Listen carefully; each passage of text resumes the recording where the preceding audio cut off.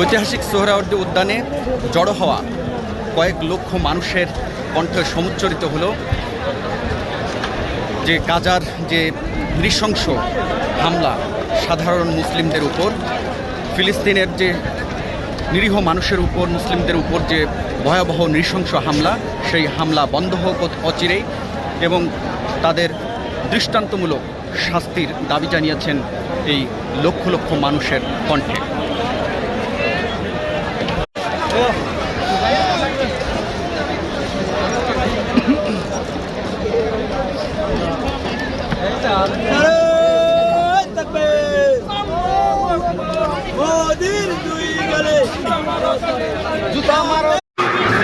ফিলিস্তিনের নিরীহ মুসলিমদের উপরে ইসরায়েলের যে বর্বরতা, সেই বর্বরতার প্রতিবাদে সারা বিশ্বের সাথে আজ বাংলাদেশে ঐতিহাসিক এই গণজমায়েত।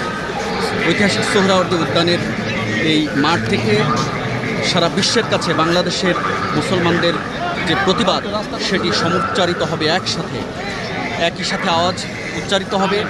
নিরীহ গাজার মুসলিমদের উপর যে বর্বরচিত হামলা হচ্ছে ইসরায়েলের পক্ষ থেকে, সেই হামলা বন্ধ হোক।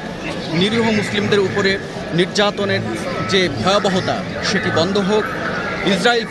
ইসরায়েল তাদের যে লোমহর্ষক, তাদের যে নৃশংসতা, সেটি বন্ধ করে তাদের ন্যায্য শাস্তি হোক, সেই দাবিতে আজকে সোহরাওয়ার্দী উদ্যান থেকে বাংলাদেশের মুসলমানরা একসাথে, কোটি কোটি মুসলিম এখানে একসাথে জড়ো হয়েছে এবং এখান থেকে